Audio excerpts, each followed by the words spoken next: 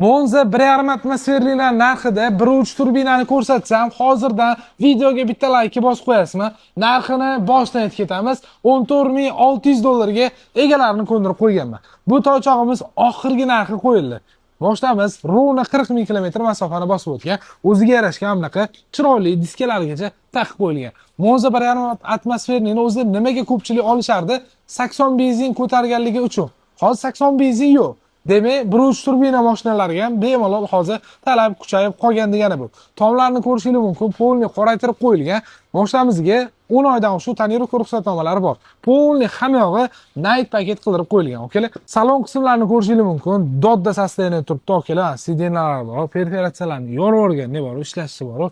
Mashinamiz 1.3 turbina, hammamiz yaxshi ko'rib haydaydigan 10x bilan tashlash qo'yadigan toycholardan bittasi hisoblanadi. Evokor polikli tashalgan, даже mana bunaqa spoilerlargacha oka ko'rishingiz mumkin. Night paket qildirib qo'yilgan, okey. Mashinamizda hech qanaqa kamchiligi yo'q. Kraskasi bo'lsa, kapot bilan kriloni o'rtasida petno sepilgan, lekin lakini chiroyli qilib qo'lni septirib qo'yilgan. Xudo xolisa dillahira qiladigan hech qanaqa kamchiligini ko'rmadim. Orqalariga ham bunaqa garnidorlari, oldilariga tumankalarigacha qo'ydirib qo'yilgan, okey. Mashinamizni olib haydashingiz uchun tayyor. Okey, agar mana shu toychog'imiz sizga yoqqan bo'lsa, pastda egalar nomerini qoldiramiz. Faqat videoga bitta like bosib ketish esdan chiqmasin. Rahmat kattakon, joningiz sog' bo'lsin.